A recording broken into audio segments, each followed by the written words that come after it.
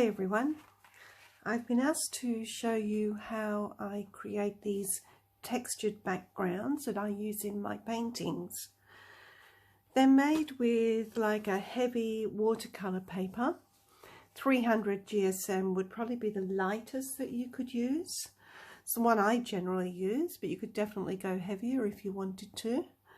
I hope that you can see the texture within the painting that I create using gesso. I just use a white gesso and tissue paper. Beautiful, beautiful textures. I'm just tilting it a little bit so that you can actually see it.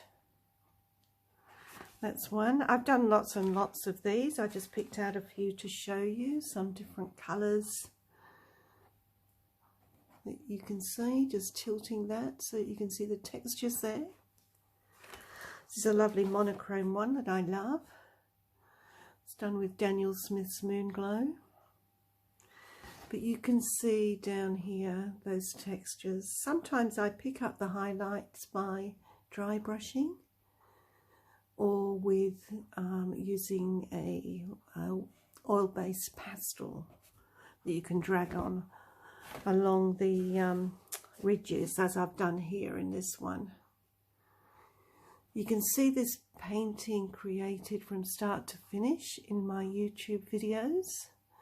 It's a two-part video, and you can see me painting the background, and then the second video you see me doing all the trees. So without further ado, I'll show you how to make the paper nice and textured, ready to do the painting on. So here we go. I have a board. It's just a clipboard, and I have taped with masking tape the paper well and truly all around to keep it nice and flat. The next thing you'll need is some tissue paper.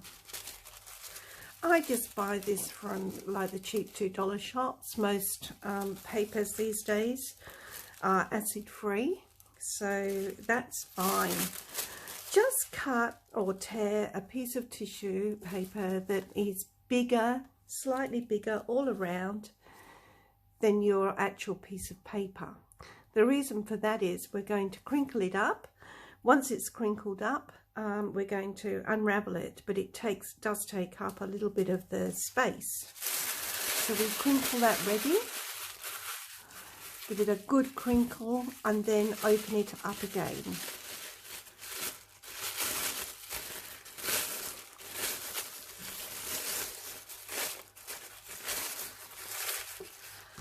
Okay, I'm just pulling it out so that it's still got the crinkles in it, but I've just pulled it back into shape, so to speak. The next thing you'll need is some white gesso. I use the Atelier gesso primer, but really any white gesso would be fine. Another thing you'll need is a reasonable size brush. I'm just using this 1-inch angle shader, but any flat brush would be fine. The bigger the better, really, because the gesso will spread on a lot quicker with a big brush. And be very, very generous. What the gesso is going to do is act like a glue. We take it right to the edge of the paper. Now, don't be stingy. If you're stingy, the paper's not going to glue. And you do need to work rather quickly too. And that way the gesso is going to stay nice and moist. I don't worry too much about ridges being there in the surface. I'm quite happy for that to happen. It just adds more to the texture.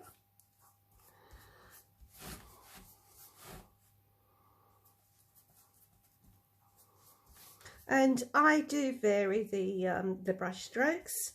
So when I say I vary the brush strokes, I don't paint all one way, I crisscross. Just going over this, just making sure everything's covered. A good way to do that is just tilt it to the light and you will be able to see any dry patches that are there and be able to add more gesso to them. So I'm going to take my tissue now and just gently lay it on and press it down. Now you don't want the creases to be too big. If you've got a big folded over crease, it's not going to glue down. So just gently patting it. It is quite fragile when it's wet. Now you can play with it a little bit before you glue it down and press it down like I'm doing. You can stretch it various ways. I tend to go with the flow and just let it do its own thing. So I've just made sure that all those air bubbles are out, and I'm just going to take another big dollop of gesso and gently, if you're too rough, you may break the tissue.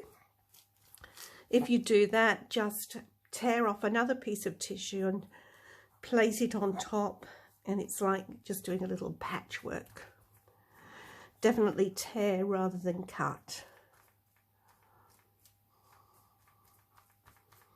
So again, going this way and that, and being very generous too.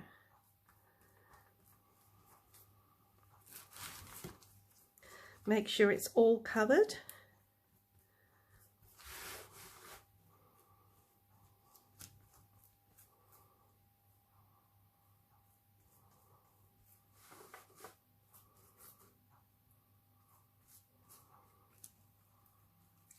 So this is quite a soft brush that I'm using.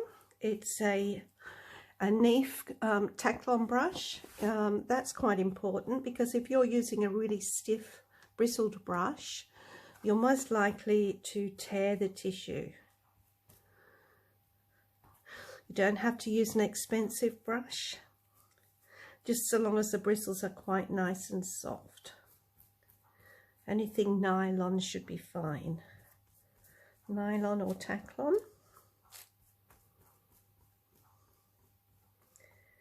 Now that's pretty much done. Again, just tilting it to the light, making sure that everything is covered, and then letting it dry. Now I am going to do a painting on this surface once it dries for you, so look out for my next video. I hope you've enjoyed watching this one. I enjoy making these backgrounds. They really add another dimension to my paintings. I really love it. And I hope that if you've enjoyed the video and you would like to see some more of my videos, that you'll subscribe.